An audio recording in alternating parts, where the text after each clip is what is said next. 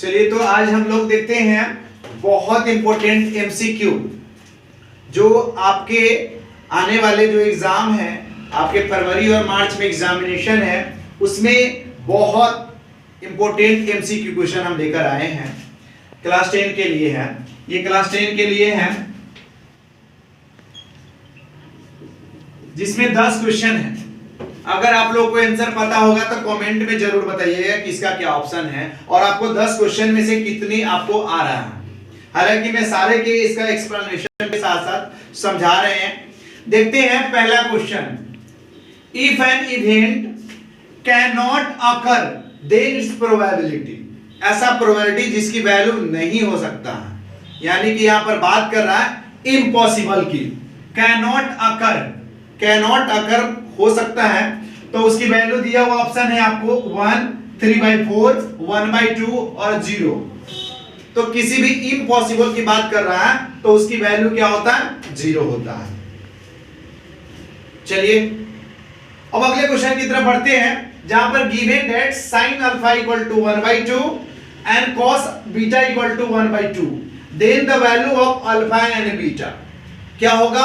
Alpha और beta की value 0 degree, 30 degree, 60 degree और 90 डिग्री। तो हमसे पूछा जा रहा है कि अल्फा प्लस बीटा क्या होगा। तो आप लोगों को पता ही होगा कि साइन अल्फा और कॉस अल्फा का वैल्यू जो है, ये दोनों का वैल्यू कब बराबर होता है? 45 डिग्री पर।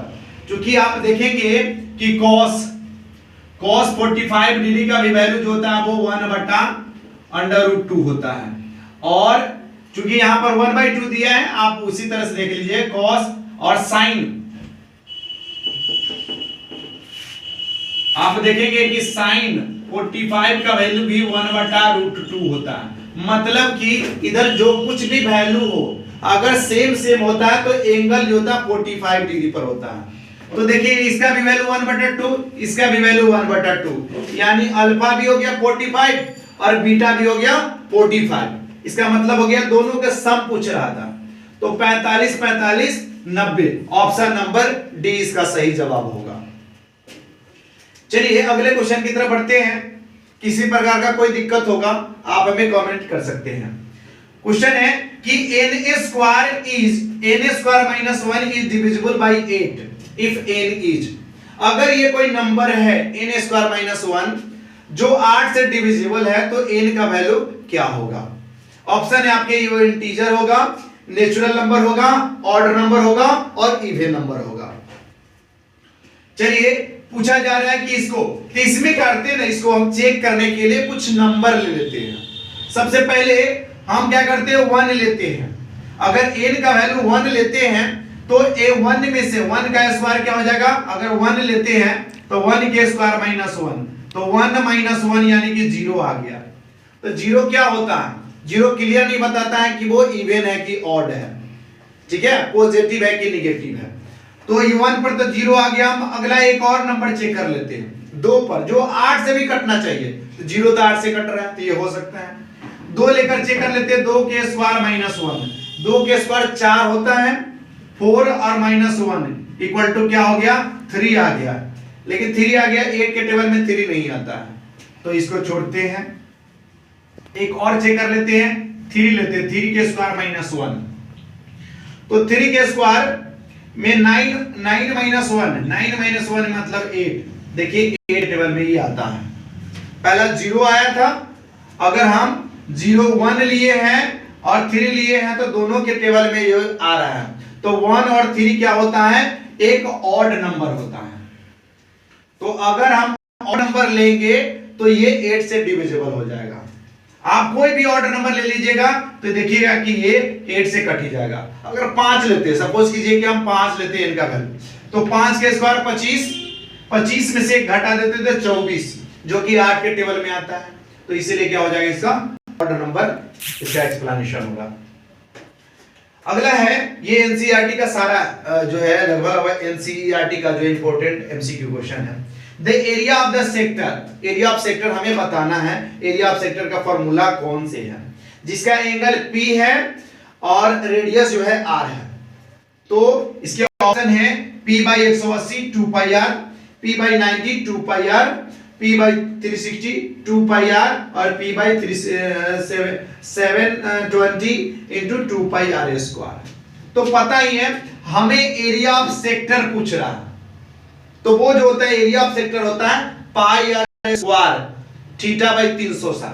तो आर स्क्वायर किस में है, ये इसमें नहीं है तो ये नहीं होगा, इसमें भी नहीं है ये नहीं होगा, इसमें भी नहीं है ये नहीं होगा, यानी कि ये हो सकता। अब इसको काट दीजिएगा, इसका एक्चुअली में फॉर्मूला होता है पाई आर स्क्वायर थीटा बाई 360 होता है। एरिया ऑफ सेक्टर का फॉर्मूला होता है पाई आर स्क्वायर थीटा बटा 360। देखिए इसको आप काट दीजिएगा तो नंबर डी हो गया। अब इसे 2 से काट दीजिए, तो 2 से जब काट दीजिए तो 360 हो गया, जो कि सेम लिखा हुआ है। ठीक है, अगले क्वेश्चन की तरफ बढ़ते हैं। 5 number question, the radius of the sphere whose volume is 12 pi centimetre cube. तो रेडियस हमें पूछ रहा है कि रेडियस क्या होगा, 3 होगा, 3√3 होगा, 3 के पावर 2/3 होगा, या डी 3 के पावर 1/3 होगा। तो हमें वॉल्यूम जब भी अगर दिया रहता है, जो दिया रहेगा उसी का फॉर्मूला लगाएगा। हमको वॉल्यूम दिया हुआ है तो वॉल्यूम के फॉर्मूला लगाएंगे। Volume of sphere, volume of sphere क्या होता है 4/3 पाई आर क्यूब है, इक्वल टू दिया हुआ है 12 पाई। पाई से पाई कैंसिल कर दीजिए, 4 से काट दीजिए 3 टाइम्स में और गुना कर दीजिए, तो ये हो गया आर क्यूब इक्वल टू 9 और आर इक्वल टू आ गया क्यूब रूट हो जाएगा, यानी ऐसे भी कर सकते हैं 9 के पावर हो जाएगा 1/3 हो जाएगा, क्योंकि पावर के रूप में इसमें दे रखा है। तो 9 होता है 3 के स्क्वायर और गुने 1/3 हो जाएगा, 3 के पावर 2/3 आ गया। ठीक है, पावर का पावर है इसलिए जो है क्यूब रूट हो जाएगा 3 के पावर 2/3।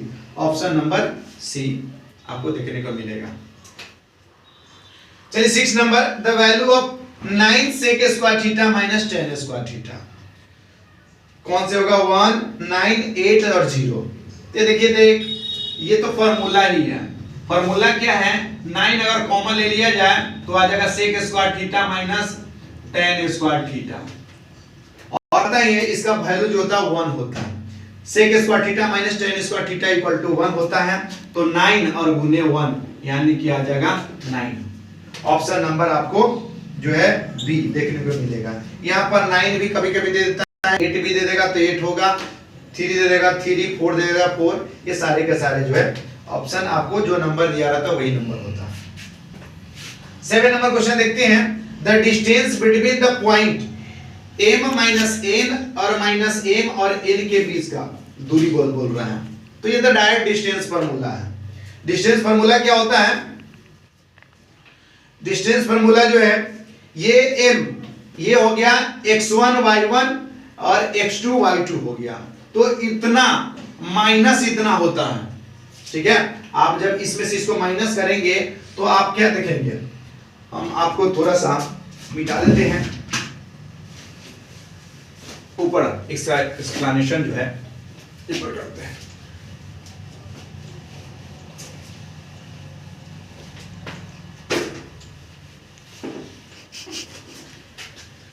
चलिए, तो ये दिया हुआ है m और माइनस n, और दूसरा है माइनस m और n दिया हुआ है। तो ये हो गया x1, ये हो गया y1, ये हो गया x2, ये हो गया y2।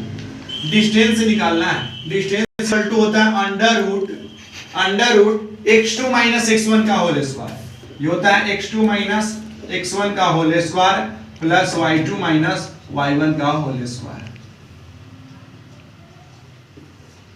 देखिए इसका एक्सप्लेनेशन क्या होगा, बहुत बच्चे इसमें गलती कर लेते हैं, तो आप यहां देख सकते हैं क्या है ना, x2 यानी कि माइनस m और क्या x1 माइनस m का whole square plus n y2 minus y1। तो y2 क्या है n, अब माइनस हो जाएगा, माइनस माइनस प्लस हो जाएगा n का होल स्क्वायर।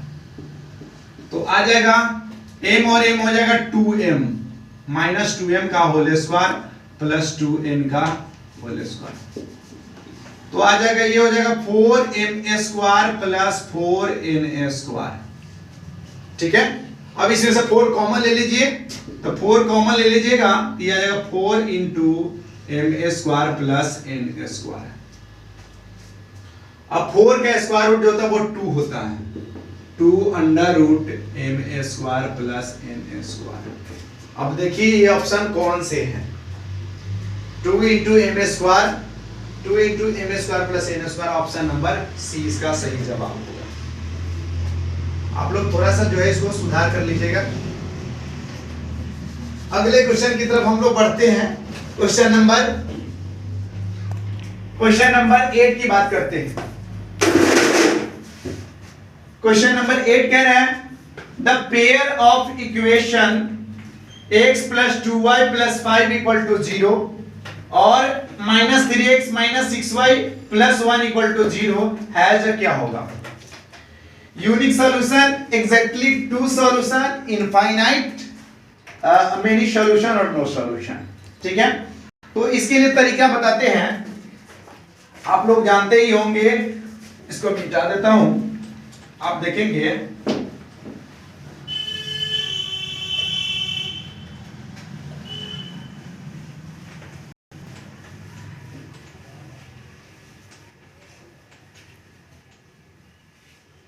चलिए देखेंगे कि यूनिक सॉल्यूशन के लिए कंडीशन क्या होता है ना, a1 by a2 equal to b1 by b2 equal to c1 by c2, ये फॉर्मूला होता है।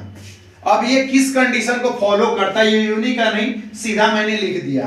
यूनिक का कंडीशन होता है ये डज नॉट इक्वल टू 0। तो पहले देख लेता हूं, ये होता है a1 b1 c1 a2 b2 c2, तो ये हो गया 1 by minus 3 equal to 2 by minus 6, y का coefficient 2 by minus 6 equal to, अब क्या करते हैं ये लेते हैं 5 बाई क्या कितना आ जाएगा 1, 5 बाई 1 आ गया।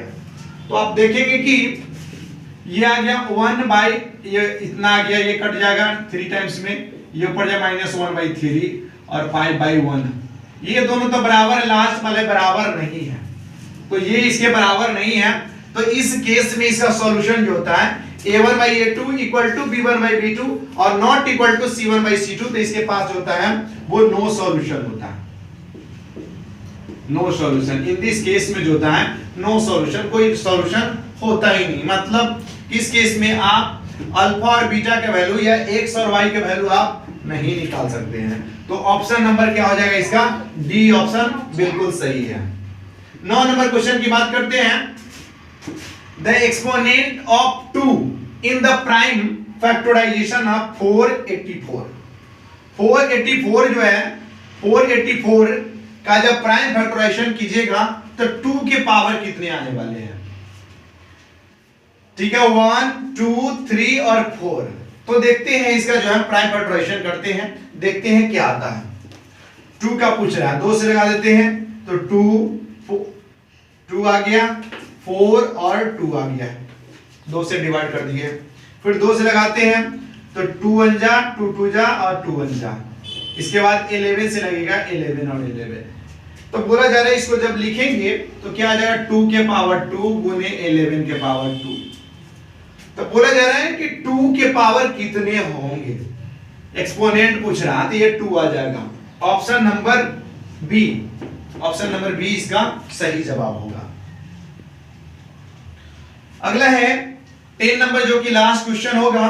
द एलसीएम ऑफ 6 72 120 366 51840 और 720। तो हमसे पूछा जा रहा है कि इसका एलसीएम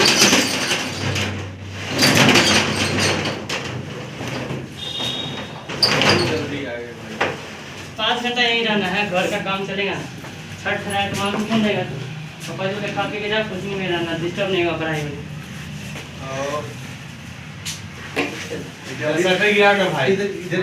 ठीक है सर, तो इसलिए पापा जी बोले नहा लो, खा लो, पी लो, बंद है। चलिए अब पूछा जा रहा है ना कि हमें चलते हैं हम लोग अगले क्वेश्चन की तरफ। जो 3 नंबर क्वेश्चन कह रहा था एलसीएम क्या होगा।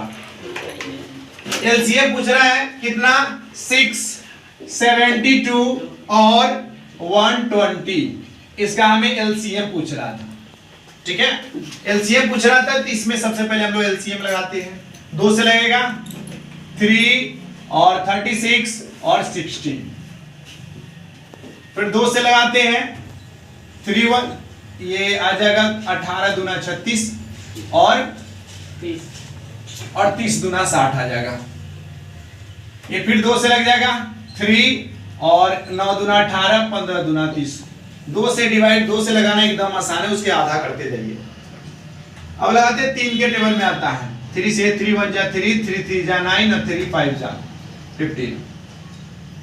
अब लगने वाला नहीं है, गुना कर देते हैं। इसको आप गुना कर दिए, 2 दूना 4 दूना 8 3 24, 24 तिहाई आ जाएगा 72 और 72 पंचे कितना आ जाएगा, 72 पंचे 360 आ जाएगा। 72 पंचे 360। चलिए, आई होप आप लोग को ये क्वेश्चन पूरा समझ में आया होगा और आप लोग जरूर कमेंट में बताएंगे कि 10 क्वेश्चन था, 10 बाई 10 किन किन बच्चों को आया है, ये जरूर आप कमेंट में हमको बताइएगा। चलिए, धन्यवाद।